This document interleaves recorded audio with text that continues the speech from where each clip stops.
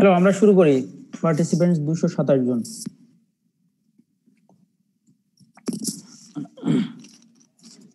আমাকে শোনা যায়? কেউ একজন রেসপন্স করবা? জি স্যার। ওকে, তাহলে আমরা লাস্ট ক্লাসে ছিলাম ইরিগেশন স্কেজুলিং কিভাবে করা যেতে পারে সেটার একটা ইয়ে ছিল যে তিনটা মেথডে, based on soil moisture monitoring, based on plant status, আর একটা হলো ইভাপোট্রান্সপিরেশন স্কেজুলিং। তো ইভাপোট্রান্সপিরেশন স্কেজুলিং এ যেটা বলেছিলাম যে সবচেয়ে বেশি অ্যাকসেপ্টেড এবং সবচেয়ে বেশি practised through out the world. তো আজকে সেটার আমরা একটু দেখবো যে আসলে কিভাবে করে ইভাপোট্রান্সপিরেশন স্কেজুলিং এর মাধ্যমে কিভাবে ইরিগেশন স্কেজুলিং করে। Scheduling based on moisture monitoring, soil moisture monitoring, সেইটার ভিতরে সরি এগুলো হয়ে গেছে আমাদের, রাইট? এগুলো হয়ে গেছে এই যে এটাতে scheduling based on ইভাপোট্রান্সপিরেশন।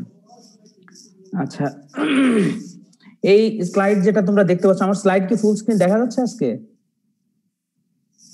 G sir, দেখা যাচ্ছে। জি স্যার, একদম ক্লিয়ার। তো এখন যেটা দেখছো এই স্লাইডটাতে concept of soil water and plant uptake, এটা খুব বেশি ইয়ে না। 1 মিনিট দেখি বাইরে একটু নয়েজ হচ্ছে, বলে আসি।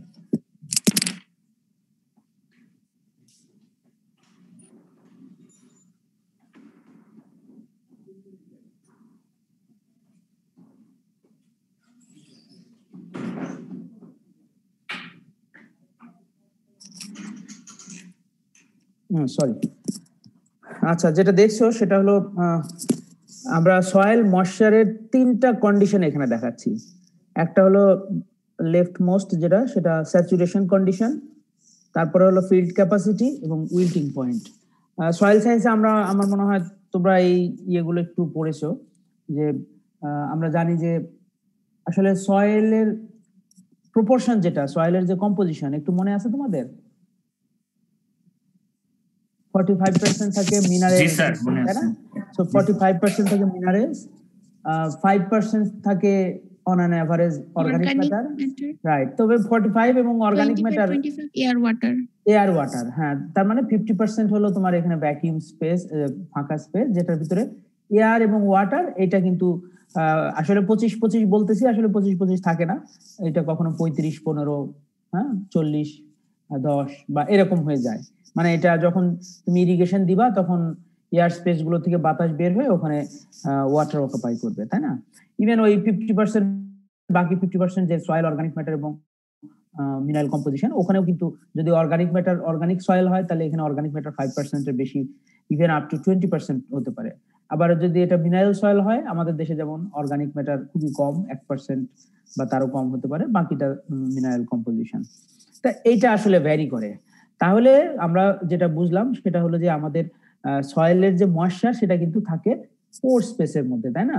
পোর স্পেসের মধ্যে, এবং সেটা এয়ারের সাথে তোমার ইয়ে হয়। এই যে তোমরা এগুলো একটু জাস্ট থিওরিটিক্যাল দেখানো হয়েছে। এইগুলো যদি সয়েল গ্রেইন হয়, সয়েলের যে আমরা যে পার্টিকলস বলি, সয়েল পার্টিকুলেটস বলি, স্যান্ড, সিল্ট এবং ক্লে, তাই না?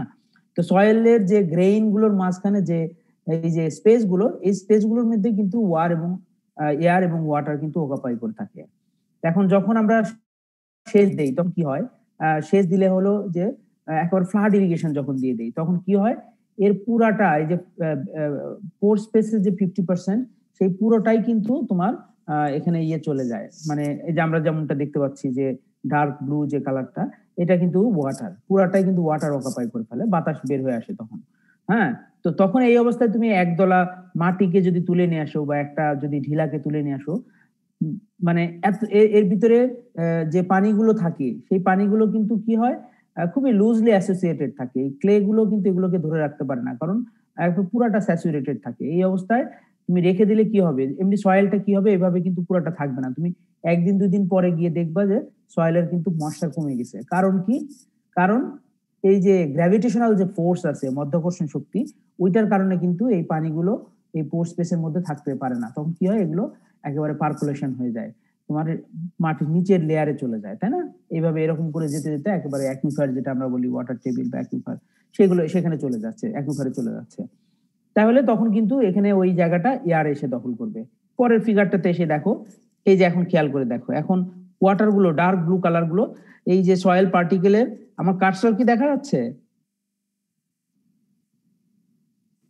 জি স্যার। ওকে, তাহলে এই যে যে পার্টিকেলের চারপাশে যে ডার্ক ব্লু, এগুলো হলো তাহলে ময়েশ্চার, মানে ওয়াটার আর কি। আর বাকি সাদাগুলো কিন্তু অলরেডি এয়ার দখল করে নিয়েছে। এখন ফিল্ড ক্যাপাসিটি কখন বলবো? যখন বলবো যে এই যে গ্র্যাভিটেশনাল ফোর্সের কারণে সবটুকু পানি যখন চলে যাবে, কিন্তু এই পানিটুকু কিন্তু যাচ্ছে না, দেখো খেয়াল করে দেখো, এইটুকু কিন্তু আর গ্র্যাভিটেশনাল ফোর্স বা মাধ্যাকর্ষণ শক্তি কিন্তু আর টানতে পারতেছে না।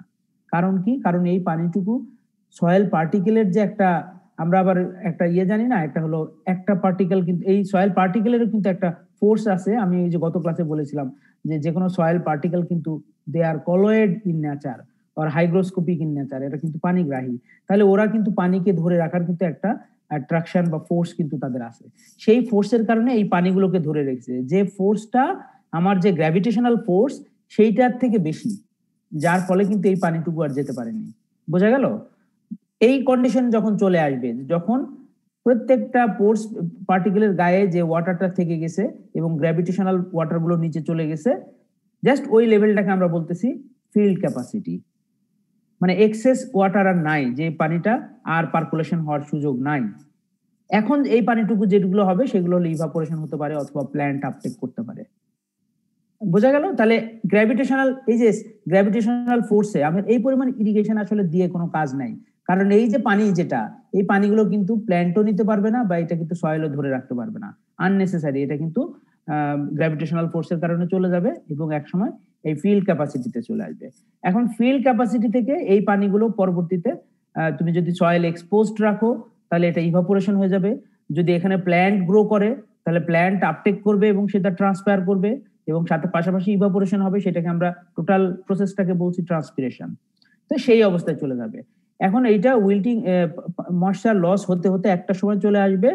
এখন দেখো এই যে পার্টিকেলের গায়ে খুবই কম পরিমাণে পানি, এবং এইটার পানির যে এই পার্টিকেলটা, যত ময়েশ্চারটা কমতে থাকবে এই ময়েশ্চার গুলোকে পার্টিকেল গুলো আরো শক্তভাবে বাইন্ডিং করে ফেলবে।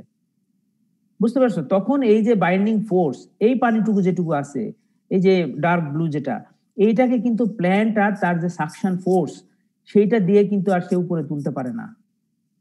হ্যাঁ, তখন কিন্তু এই এখন প্রশ্ন হলো, সয়েলে কিন্তু still there is some moisture left, কিন্তু this moisture cannot be uptaken by the plant because it cannot surpass the attraction built by these particles. ঠিক আছে? এই প্ল্যান্টের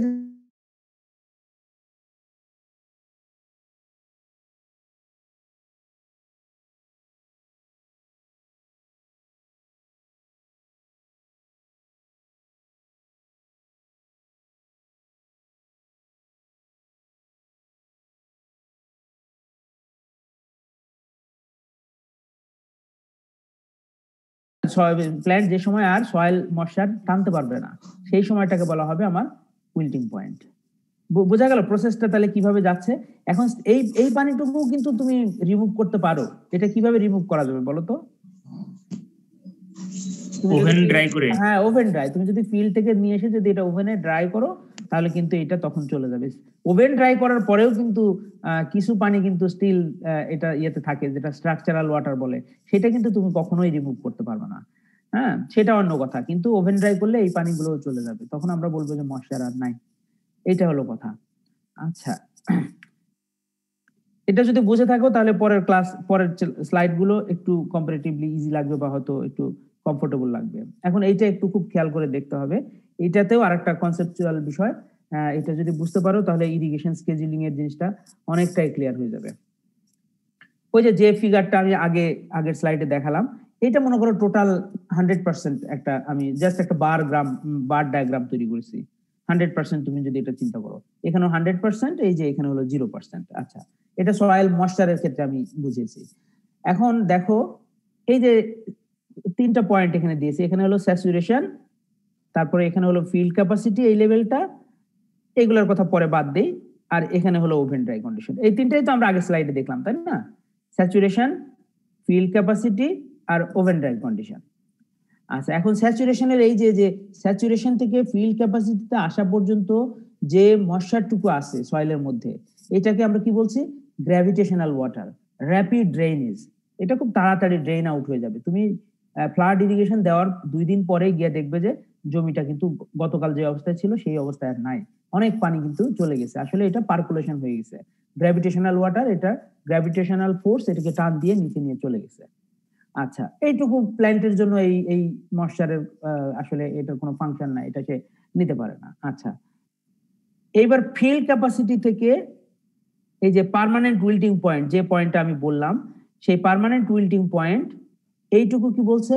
capillary water slow drainage.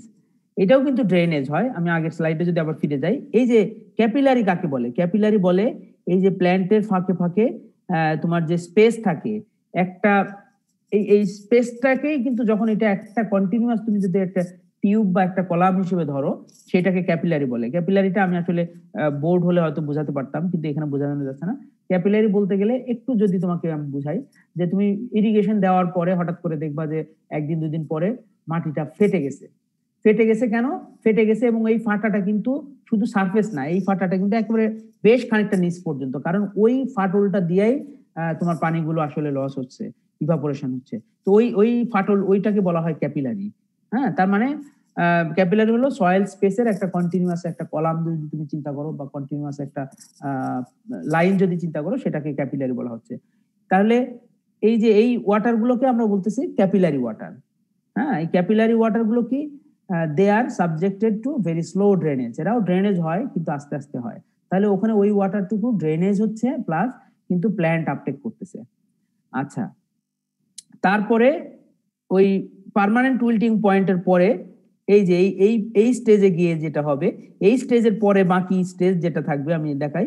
Permanent wilting পয়েন্টের পর থেকে এই যে অরেঞ্জ কালারের যে এই পোর্শনটুকু আমি যদি বলি, এইটুকু আমরা ওভেন ড্রাই কন্ডিশন পর্যন্ত। ওভেন ড্রাইয়ের পরে তো আর কোনো ময়শ্চার নাই। এখানে এইটুকু বলতেছি আমরা হাইগ্রোস্কোপিক ওয়াটার, নো ড্রেনেজ। এইটুকু কিন্তু কোনো ড্রেনেজ হবে না, কারণ তোমার হলো সাকশন গ্র্যাভিটেশনাল ফোর্স এই জায়গায় কাজ করতে পারবে না।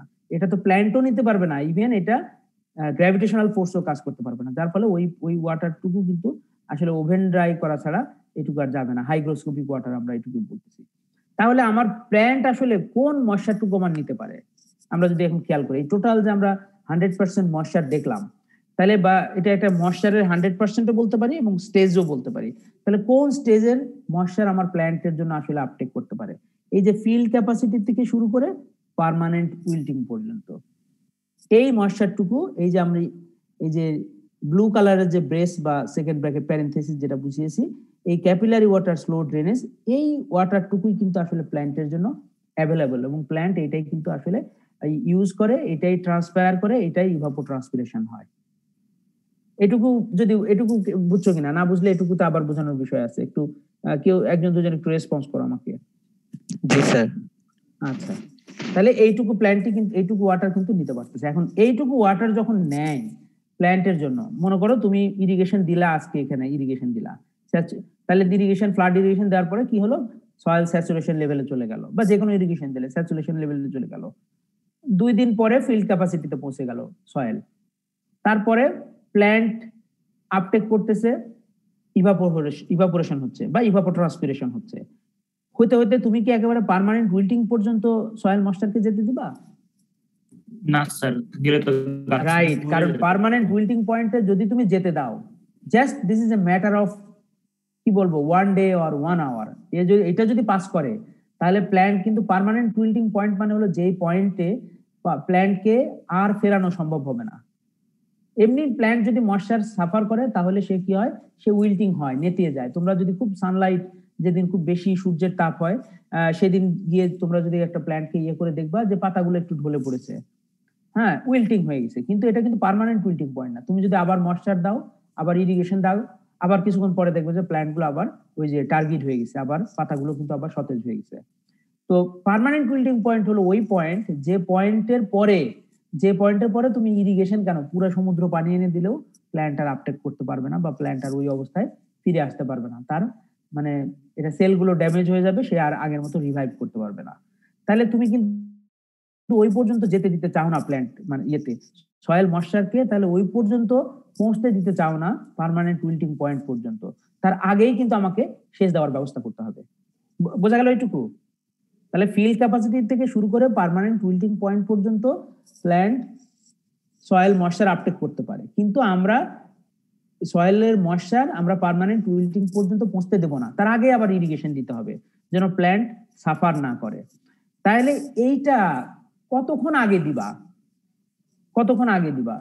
এই যে এইটুকু যদি তুমি 100% ধরো, এই যে ফিল্ড ক্যাপাসিটি থেকে পার্মানেন্ট উইল্টিং পয়েন্ট, এইটুকুকে যদি তুমি 100% ধরো যে এইটুকু তার অ্যাভেলেবল ওয়াটার, তাহলে এই অ্যাভেলেবল ওয়াটার কতটুকু শেষ হলে, আমরা এটাকে বলি ইরিগেশনের টার্মে বলি ডিপ্লেশন।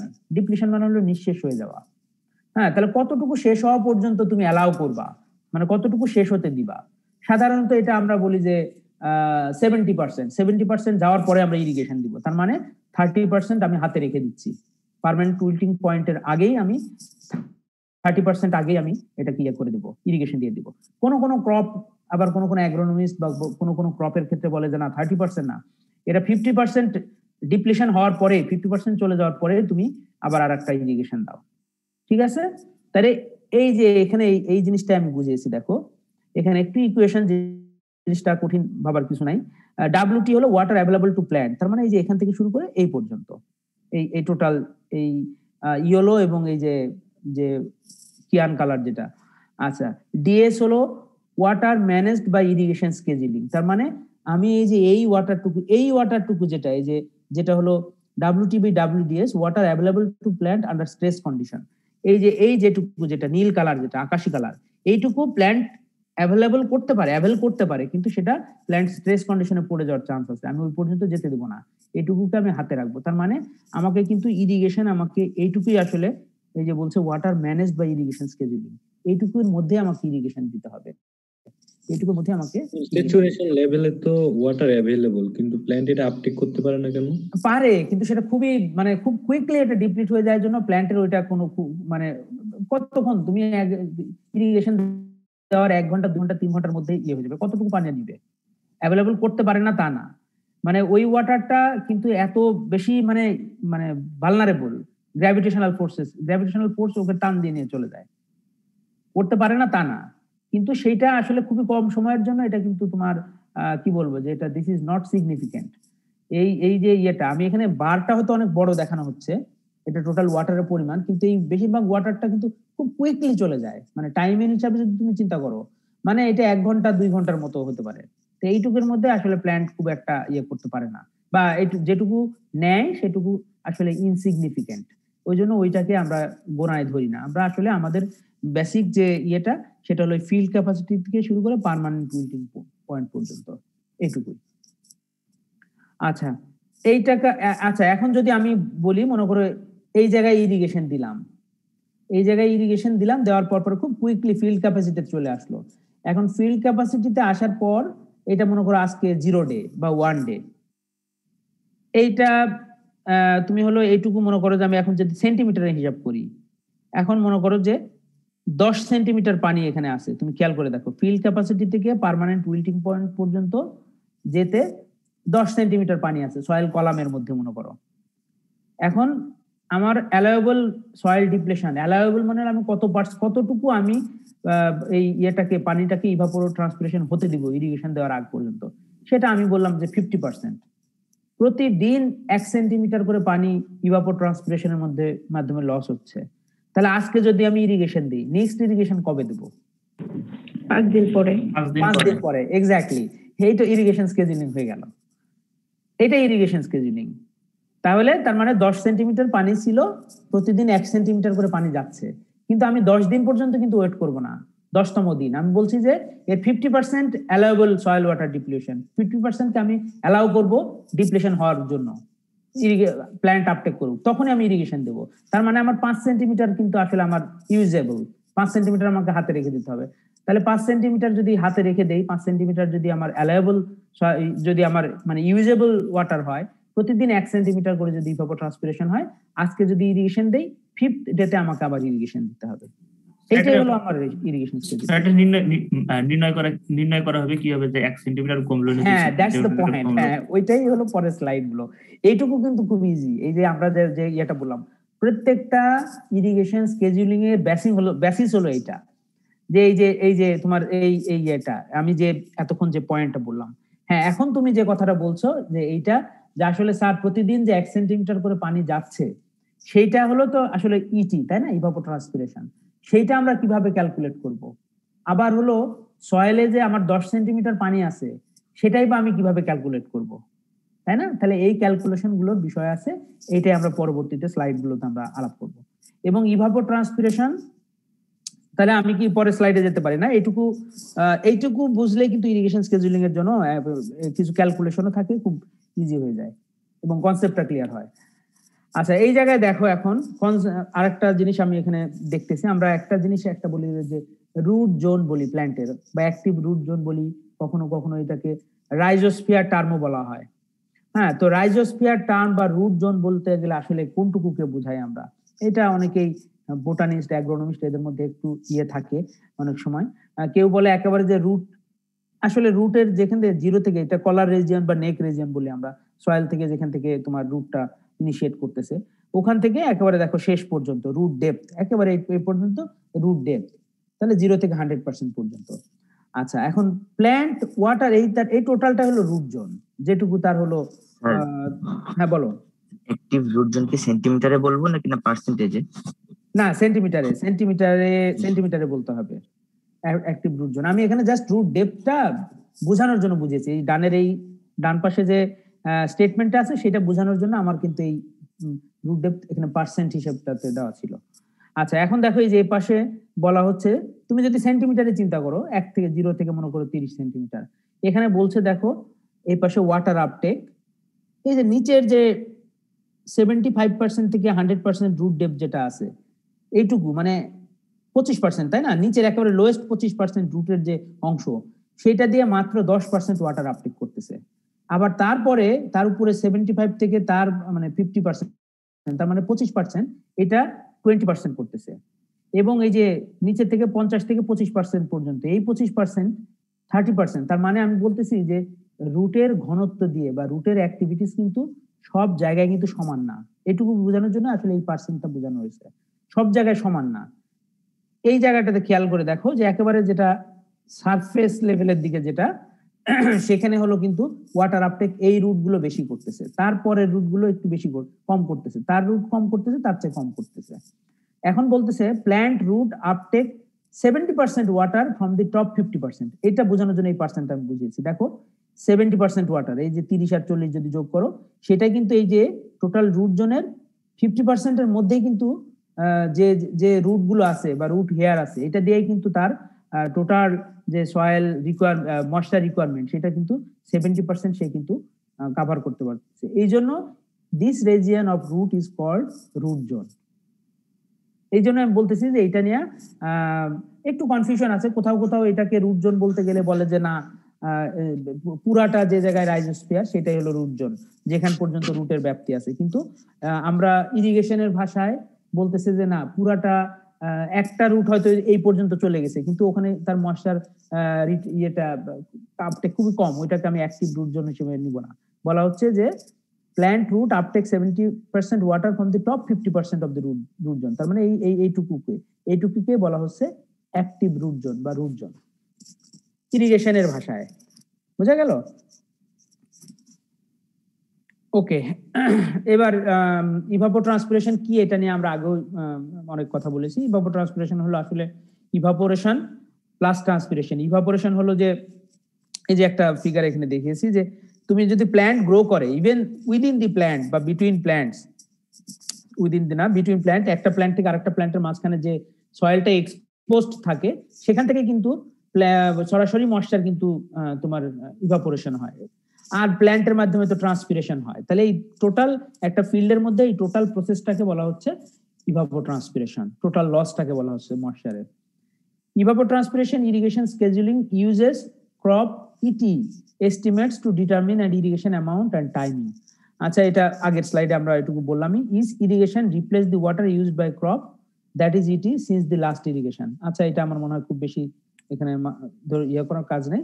এখন এই যে এই জায়গাতে আসো, ইভাপোট্রান্সপিরেশন কিভাবে মেজার করা হয়, এইটা একটা বিরাট কর্মযজ্ঞ এবং এটা নিয়ে অনেক অনেক মেথডস আছে। আমরা তো এর আগে ইরিগেশন স্কেজুলিং এর মেথড পড়েছিলাম বা ইরিগেশন কিভাবে দিতে হবে, কিন্তু আমরা বললাম যে ইভাপোট্রান্সপিরেশন মেথড যেটা বা ইভাপোট্রান্সপিরেশন বেসড ইরিগেশন স্কেজুলিং মেথড, সেটা হলো ওয়াইডলি অ্যাকসেপ্টেড এবং এটা মোর প্রিসাইজড। কিন্তু এই ইভাপোট্রান্সপিরেশন যেটা আমি বললাম যে প্রতিদিন সয়েল থেকে 1 সেন্টিমিটার পানি ইভাপোট্রান্সপিরেশন হচ্ছে ফর এক্সাম্পল, এইটা কিভাবে তুমি ডিটারমিন করবা? এইটার অনেকগুলো মেথড আছে, প্রত্যেকটা মেথডসের মেরিটস এবং ডিমেরিটস আছে। আমরা সবগুলো মেথডে আমরা আমাদের পক্ষে সম্ভব না পড়া, আমরা জাস্ট শুধু নামগুলো জানি। ইনডিরেক্ট মেথড আছে যেগুলো, সেগুলো হলো reference crop method, real time and historical method. আমি ডিটেলে যাব না। রিয়েল টাইম মানে হলো সরাসরি মানে একেবারে যে মানে minute by minute, second by second যে ডাটাটা না হয় সেটাকে রিয়েল টাইম বলে। আর হিস্টোরিক্যাল হলো যে তুমি সেকেন্ডারি ডাটা কোথাও থেকে কালেক্ট করলা, যে ওই বছর ওই জেলাতে এতটুকু পানি, ওই ইভাপোট্রান্সপিরেশন রেট এতটুকু ছিল, এটাকে বলে historical data. Pan evaporation method, তোমরা যদি ওয়েদার স্টেশনে কখনো গিয়ে থাকো তাহলে এটা দেখবা যে প্রত্যেকটা ওয়েদার স্টেশনে একটা প্যান বা একটা হলো তোমার একটা বালতি বা একটা ইয়ের মতো একটা কি বলবো যে একটা প্যানের মতো রেখে দেয় এবং সেখানে পানি থাকে, একটা স্কেল থাকে, প্রতিদিন কতটুকু পানি ইভাপোরেশন হচ্ছে। But that is only evaporation, not evapotranspiration. এটা হলো শুধুমাত্র ইভাপোরেশন, ওপেন সারফেস থেকে কতটুকু ইভাপোরেশন হচ্ছে। ক্লাস হচ্ছে। আচ্ছা, তারপরে হলো 3 নাম্বার হলো ক্যাচমেন্ট ওয়াটার ব্যালেন্স মেথড। এইটা ক্যাচমেন্ট ওয়াটার ব্যালেন্স মেথড, এটা হলো আসলে তোমার হিলি এরিয়াতে ক্যাচমেন্ট বলতে গেলে একটা পাহাড়ের দুই ধারে, একটা পাহাড়ের ঢালুতে যতটুকু মানে একটা নদী যদি যায় সেখানে বৃষ্টি পড়লে কোন এরিয়ার পানি ওই নদীতে গড়ায়, এটা একটু টেকনিক্যাল টার্ম আছে অনেক সময় ক্যাচমেন্ট, অনেকে হয়তো এটার সাথে পরিচিত থাকবা। তো এটা আমাদের এখানে খুব দরকার কিছু না। Energy balance method. B number হলো এক্সপেরিমেন্টাল মেথডস এর মধ্যে রিমোট সেন্সিং মেথড এবং এডি কোভিরিয়েন্স মেথড। এডি কোভিরিয়েন্স মেথডও খুব এটা চলে, তবে এডি কোভিরিয়েন্স অনেক জটিল ক্যালকুলেশন। সি নাম্বার আছে বাই ইউজিং হাইড্রোমেট্রোলজিক্যাল ইকুয়েশনস। এইগুলো হলো পুরোটাই mathematical equation, Penman equation, Penman Monteith equation, Blaney Criddle equation. এইগুলো হলো আমার মানে আমি যতটুকু তোমার লিটারেচার সার্চ করে পেয়েছি, আসলে আমরা এগুলো কখনো আমাদের এখানে করাই না বা আমরা ইয়ে করি না, এটা সম্ভব না। এইগুলো হলো মেথড তোমার ইভাপোট্রান্সপিরেশন এস্টিমেট করার। এখন আমরা যেটা করি সেটা হলো রেফারেন্স ক্রপ মেথড ফর ইভাপোট্রান্সপিরেশন। এই যে রেফারেন্স ক্রপ মেথড যেটা, এইটা কিন্তু আমরা আসলে বেশি ইউজ করা হয় আমাদের দেশের মতো। ইভেন আমাদের এখানে যে ইরিগেশন ওয়াটার ডিপার্টমেন্ট আছে এখানে ইঞ্জিনিয়ারিং ফ্যাকাল্টিতে, তারাও এটা দিয়ে করে। এবং এটা কিভাবে করে? Reference crop method for evapotranspiration. একটু কি বোঝানোর চেষ্টা করি, তার আগে একটা টার্ম জানা দরকার, সেটা হলো পটেনশিয়াল ইভাপোট্রান্সপিরেশন বা পিইটি। পটেনশিয়াল ইভাপোট্রান্সপিরেশন বলো স্যার। ক্যাপিলারি ওয়াটার কি আসলে ইভাপোরেট হয়? ক্যাপিলারি ওয়াটারও ইভাপোরেট হয়, কিন্তু সেটা খুবই কম। ইভাপোরেট হয় সেটা খুবই কম। তুমি যদি ওই যে ইয়েতে যদি রেখে দাও, তুমি ফিল্ড ক্যাপাসিটির পরে যদি রেখে দাও, তারপরে তো ক্যাপিলারি ওয়াটার হয়ে যাচ্ছে। তো ক্যাপিলারি ওয়াটার ওই অবস্থায় তো থাকবে না। ইভাপোরেশন যদি তুমি ফাঁকা জমিও যদি রেখে দাও, কোনো প্ল্যান্টও যদি না ইয়ে করো, সেটাও কিন্তু জমি শুকিয়ে যাবে। তার মানে ক্যাপিলারি ওয়াটারও ইভাপোরেশন হয়। Thank you sir. Potential evapotranspiration is the rate, একটা অফ বাদ দিয়েছে, potential evapotranspiration is the rate of হবে of evapotranspiration of a short green crop। এখানে স্পেশালি বলা হয়েছে গ্রাস। শর্ট গ্রিন ক্রপ মানে খুব শর্ট স্ট্যাচার যে বা শর্ট হাইট যে গ্রিন ক্রপ, সেটা মনে করো পুরো একটা জমি দখল করে রাখছে, একবার পুরো 100% কভার করে রেখেছে। মনে করো যে আমরা কি বলতে পারি যে আমাদের দুর্বা ঘাস হতে পারে, কিন্তু দুর্বা ঘাস সাধারণত ইউজ করা হয় না। দুর্বা ঘাস তো পুরাটা, যেমন আমাদের এখানকার ইউনিভার্সিটির যে লনটা দেখতেছো, এটা পুরা গ্রিন গ্রাস কাভার করে না, এরকম একটা সিচুয়েশন। কিন্তু এই গ্রাসটা তোমার এরকম এত শর্ট না, আর একটু মানে হাইট একটু বেশি হবে। ধরো মুথা বা বানিয়া গ্রাস, কিছু কিছু গ্রাস আছে যেগুলো হলো 1 ফিট বা এরকম হাইটের গ্রাস দিয়ে কাভার করা থাকে।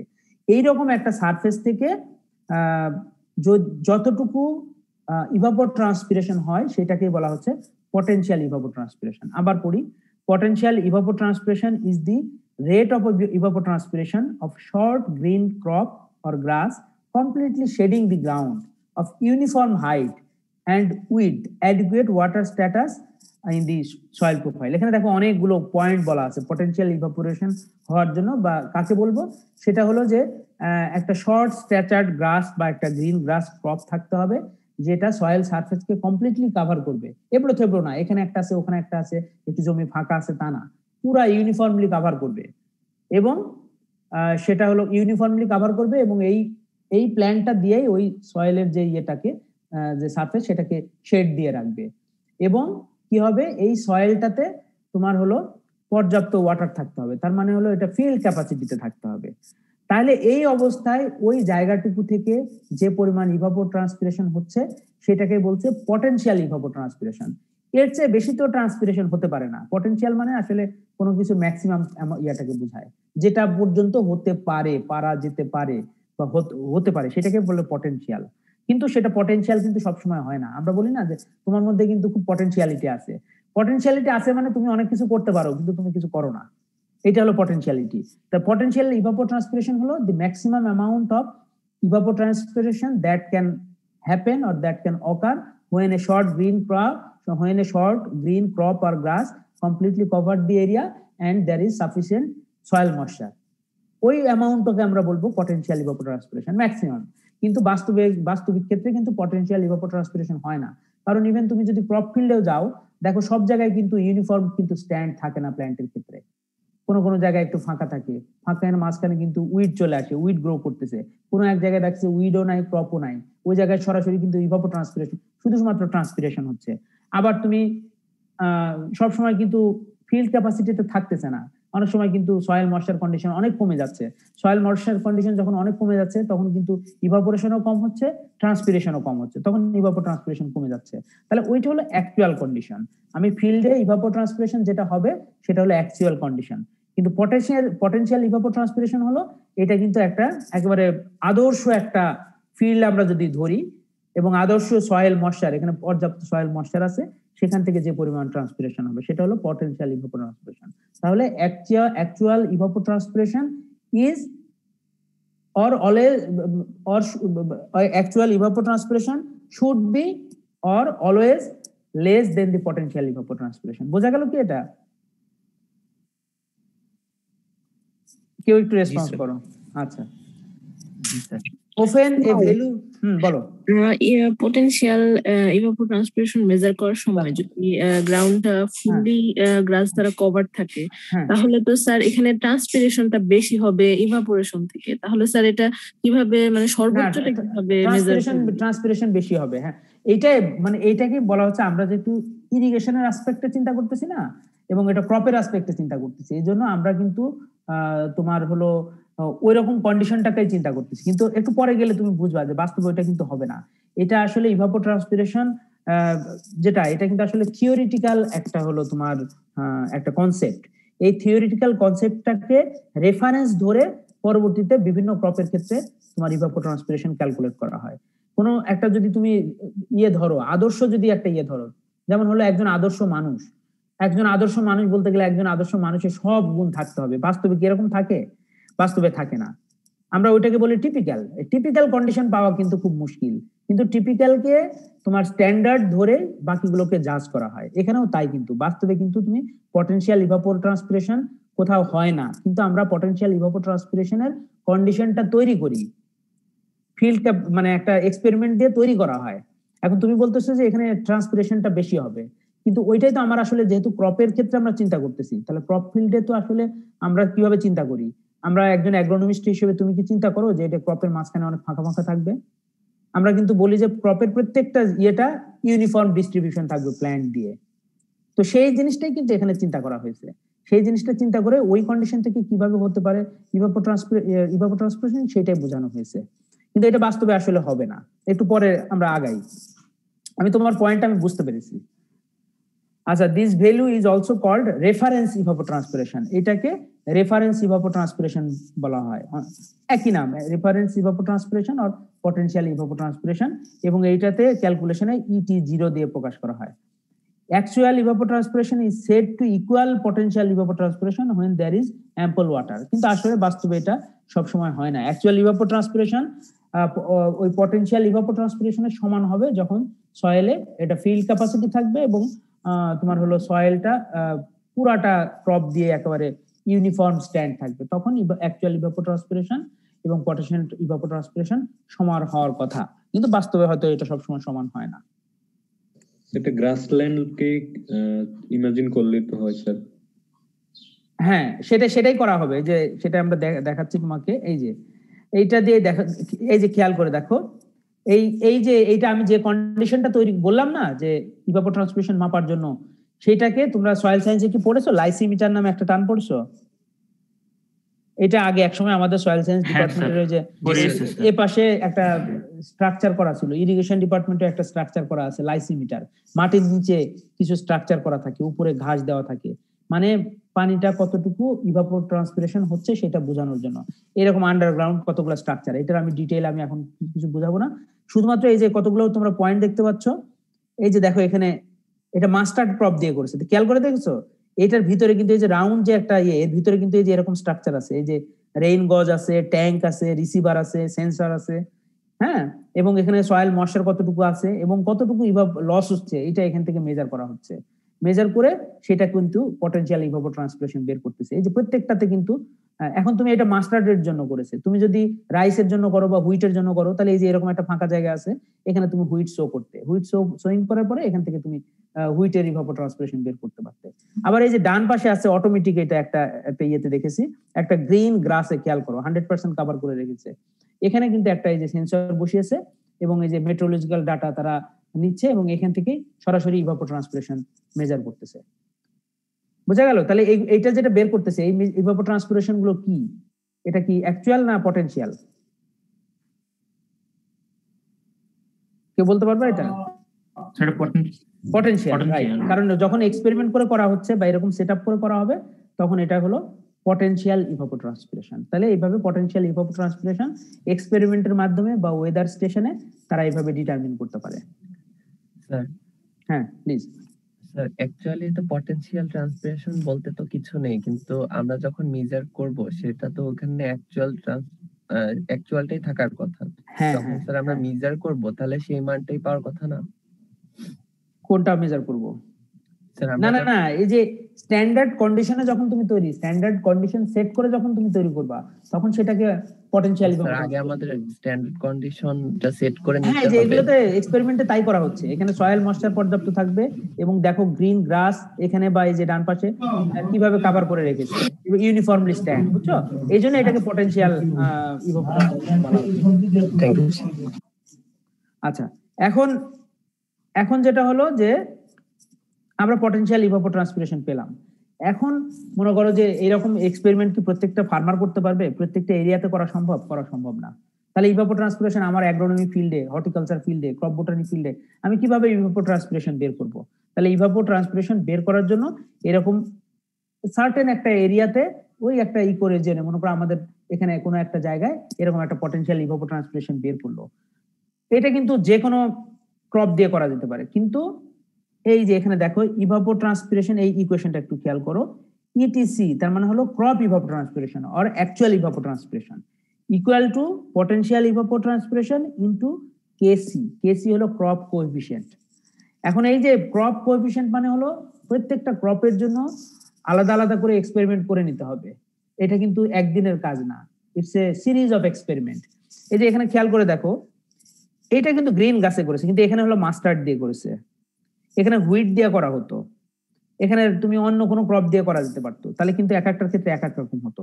তাহলে এইগুলো এক্সপেরিমেন্ট যখন তুমি অনেকগুলো করবা, করার পরে তুমি জানবা যে পটেনশিয়াল ইভাপোট্রান্সপিরেশন যা হয় হুইটের ইভাপোট্রান্সপিরেশন তার থেকে 0.98 গুণ হয়। আমি কি বোঝাতে পারছি তোমাদের? বা 0.73% হয়, সরি 73% তার পটেনশিয়াল অ্যাকচুয়াল ইভাপোট্রান্সপিরেশন হয়। একটা পটেনশিয়াল ইভাপোট্রান্সপিরেশন কোন এক জায়গায় যদি মেজার করা হয়, আমার এই এখানে যদি মেজার করি, আমি যদি অ্যাগ্রোনমি ফিল্ডে যদি হুইট দিয়ে করি, তাহলে হুইটের অ্যাকচুয়াল ইভাপোট্রান্সপিরেশন পটেনশিয়াল ইভাপোট্রান্সপিরেশনের অলওয়েজ 73% হবে। এটা অনেক এক্সপেরিমেন্ট করে বের করা হয়েছে। তার মানে এই যে ক্রপ কোএফিশিয়েন্ট, এটা কিন্তু আসলে এক্সপেরিমেন্ট করে বের করতে হয় বা মডেল করে বের করতে হয়। তখন আমি ওইটা দিয়ে গুণ করবো। তাহলে প্রত্যেকটা ক্রপের জন্য তোমাকে তখন আর প্রতি বছর আলাদা আলাদা করে এই যে এক একটা লাইসিমিটার সেট করতে হবে না, বা পটেনশিয়াল মানে অ্যাকচুয়াল ইভাপোট্রান্সপিরেশন বের করতে হবে না। একটা পটেনশিয়াল ইভাপোট্রান্সপিরেশন বের করবা ওই রিজনের জন্য, এবং প্রত্যেকটা ক্রপের জন্য যদি ক্রপ ফ্যাক্টর জানা থাকে, তুমি সেইটা দিয়ে ওই ক্রপের জন্য তুমি এই যে ক্রপ ইভাপোট্রান্সপিরেশন বের করতে পারবা। Actually sir reference crop change হইলে কি ক্রপ কোএফিশিয়েন্টও চেঞ্জ হবে? ডেফিনেটলি। তাহলে স্যার রেফারেন্স হিসেবে না সরি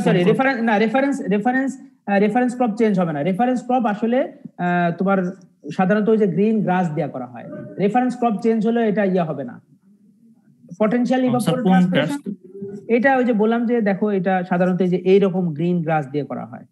হ্যাঁ, এটা গ্রিন গ্রাস দিয়ে করা হয়, এবং এইটারও অনেক আছে, লিটারেচার আছে, কোনটা দিয়ে করলে সবচেয়ে বেশি হয়, সবচেয়ে ভালো হয়, ভালো রেজাল্ট হয়, সেটা কিন্তু it's a matter of debate, এবং এটা নিয়ে অনেক পাবলিকেশনস আছে। হ্যাঁ, যেমন এরা রেফারেন্স ক্রপ হিসেবে মাস্টার্ড ইউজ করেছে। এখানে রেফারেন্স ক্রপ হিসেবে তারা একটা মানে তোমার গ্রাস ইউজ করেছে। হ্যাঁ, আমি কোনো জায়গায় দেখেছি তোমার ওই যে ফডার ক্রপ, যেগুলো হলো তোমার এটাকে কি বলে, বাহিয়া গ্রাস বা এরকম কিছু গ্রাস ইউজ করতেছে। এটা অনেক এক্সপেরিমেন্ট করে দেখছে যে রেফারেন্স ক্রপ কোনটা করলে ভালো হয়। হ্যাঁ, তো একটা ভ্যালু বের করবে ওই যে ওই এরিয়াতে রেফারেন্স ক্রপ হিসেবে এটা করলে ভালো হয়। তারপরে তোমার যে অ্যাকচুয়াল ক্রপ সেটা তুমি ওই যে ক্রপ কোএফিশিয়েন্ট। স্যার এটা কি স্যার এখানে যে নোটটা লেখা এটাতে কি করে নাকি স্যার এটা ল্যাবরেটরিতে করে, মানে রেফারেন্স ইটিটা মেজারটা?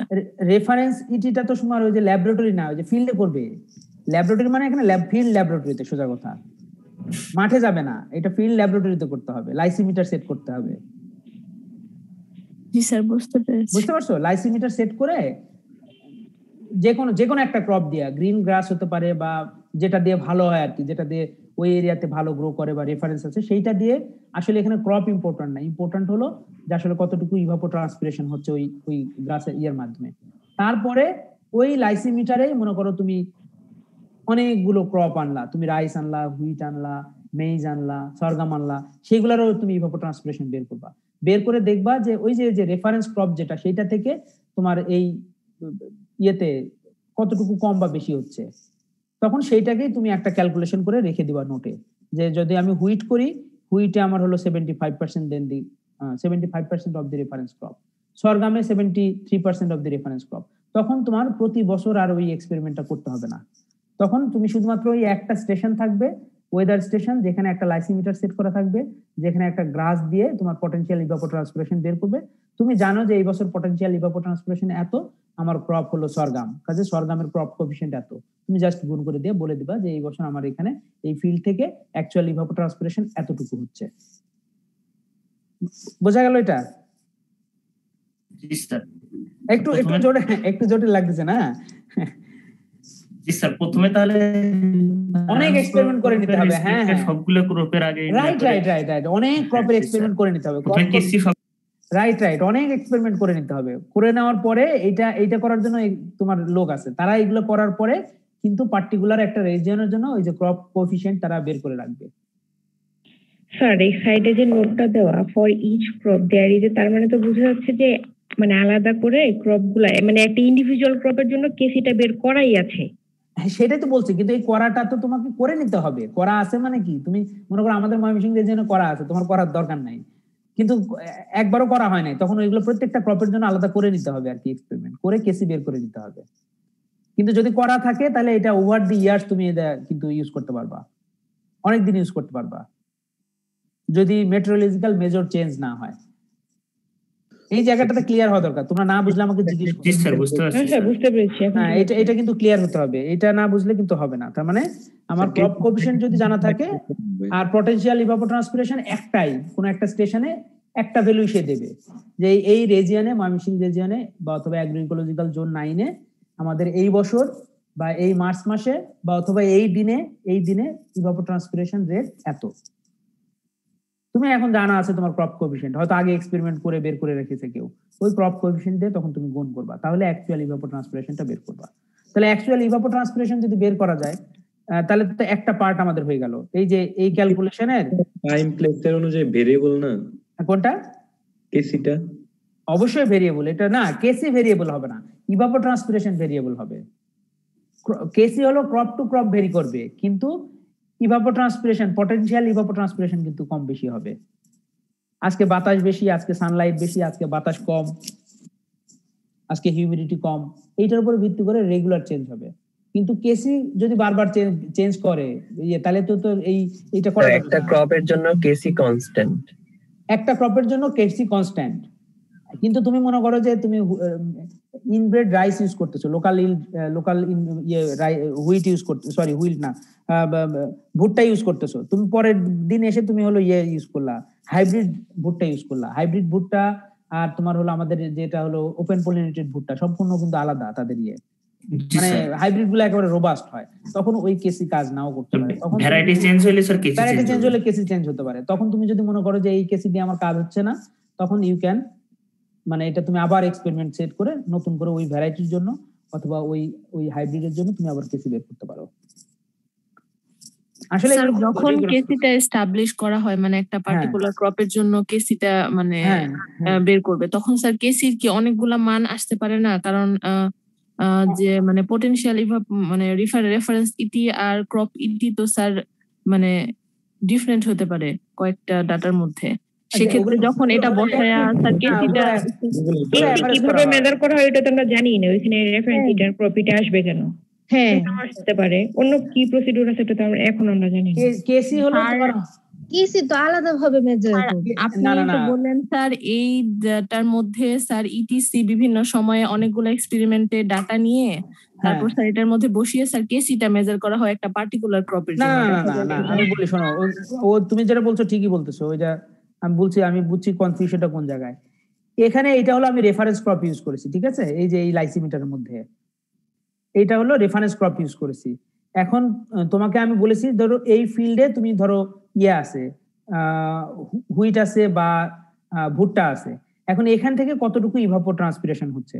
এখন তুমি যেটা বলতেছো যে এই যে আমি বলেছি এর আগে যে এরকম লাইসিমিটারে আমি আরো অন্য লাইসিমিটারে আমি হয়তো ভুট্টা করব বা ধান করব বা গমের জন্য করে আমি এখান থেকে ইভাপোট্রান্সপিরেশন বের করবো। তা হ্যাঁ, এটা তো কম বেশি তো হবেই।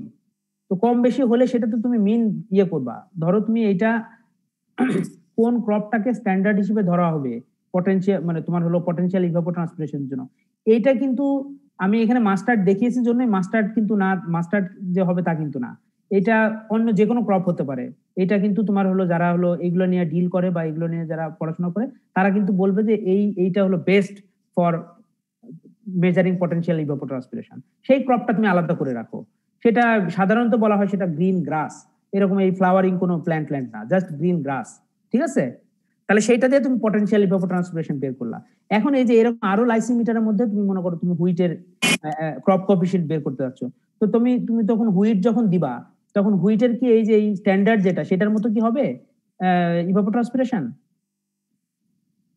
না স্যার, ওই ক্রপ ডিফারেন্ট হবে। তাহলে ডিফারেন্ট হলে এটা হলো ওই যে স্ট্যান্ডার্ড থেকে কত পার্সেন্ট ডিফারেন্ট হলো, সেই পার্সেন্টটাই তো আসলে কোএফিশিয়েন্ট। এইটাই পরবর্তীতে আমি ইউজ করব। তখন প্রতি বছর কিন্তু আমি আর এখানে হুইট গ্রো করব না, তখন ওই প্রতি বছর শুধুমাত্র আমার স্ট্যান্ডার্ড ক্রপ ওইটাই কিন্তু গ্রো করব, লাইসিমিটারে গ্রো করে আমি পটেনশিয়াল ইভাপোট্রান্সপিরেশন বের করব। আর ওই যে আমি একবার এক্সপেরিমেন্ট করে যে ভ্যালুটা পেয়েছিলাম হুইটের ক্ষেত্রে, যে এটা হলো পটেনশিয়ালের থেকে এতটুকু কম হবে, আমি ওই রেফারেন্সটাই তখন ইউজ করব। ওইটাই হলো আমার কেসি কিন্তু।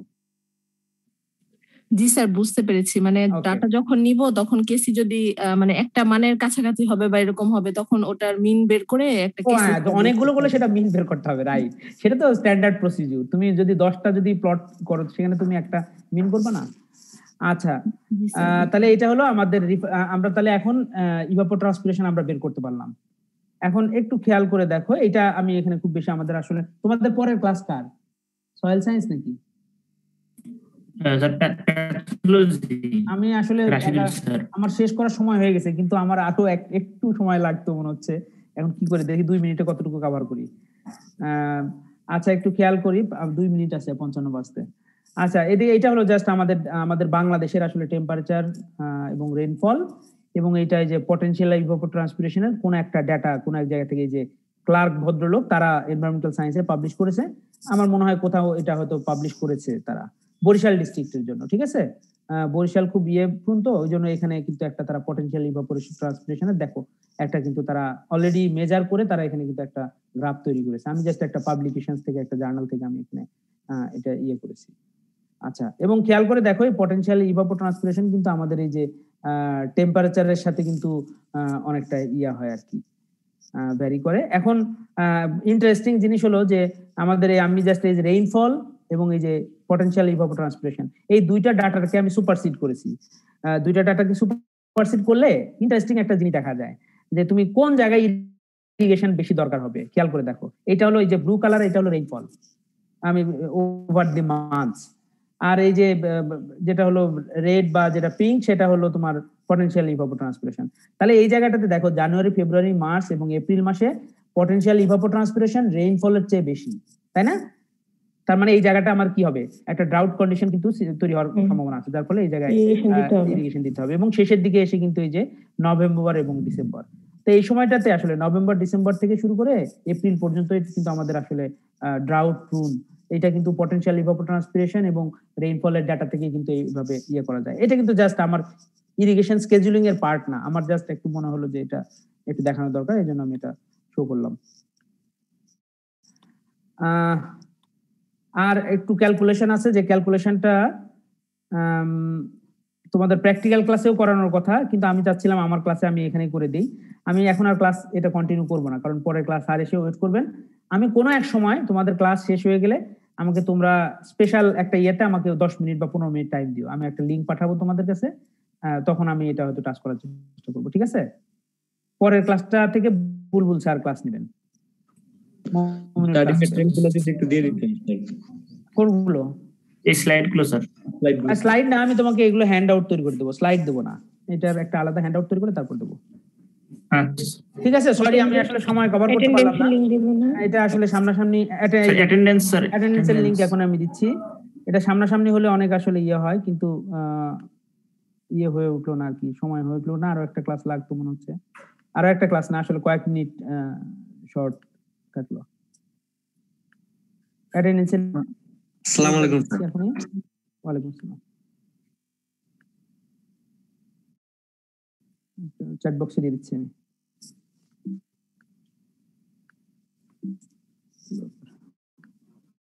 স্যার আমি গতকাল একটা আইডি দিতে পারিনি স্যার, 375 স্যার।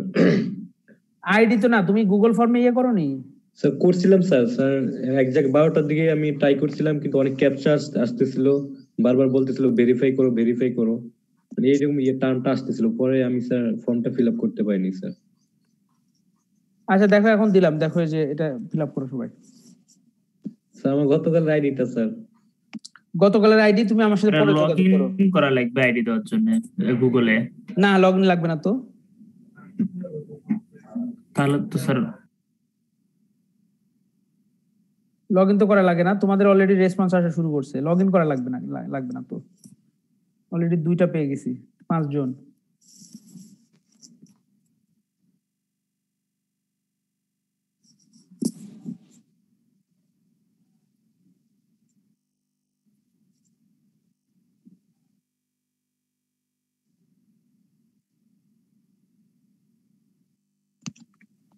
স্যার ভিতরে তো 22 তারিখ লেখা স্যার। এটা 22 তারিখ নাকি? জি স্যার 22 তারিখ লেখা ভিতরে, আজকে তো 23 তারিখ। ভিতরে 22 তারিখ লেখা না, আমি যেটা ফর্ম কালেক্ট করছি সেটা 23 তারিখের, কোনো অসুবিধা নেই। ভিতরে 22 তারিখ, এক মিনিট দাও। আচ্ছা, ওইটা ভুল আছে, আমার ওই টাইটেলে ভুল আছে, সমস্যা না, এটা 23 তারিখের আসতেছে, আমি এখানে চেক করতে পারতেছি, ওটা আমি ঠিক করে। হ্যাঁ বলো স্যার। আপনি কি স্যার বৃহস্পতিবার এক্সট্রা ক্লাস নিতে পারবেন 11টায়? বৃহস্পতিবার আমি জানাবো, তুমি তোমার ফোন নাম্বারটা আমাকে একটু স্যার ওইদিন গ্রুপ 11 এক্সটেনশন প্র্যাকটিক্যাল আছে। তুমি তোমার ফোন নাম্বারটা দিও, আমি পরে একটা ক্লাস কোনোভাবে অ্যারেঞ্জ করবো এটা। আচ্ছা, অল্প 15 মিনিট 20 মিনিটের জন্য হয়তো কোনো একটা ক্লাসের শেষে।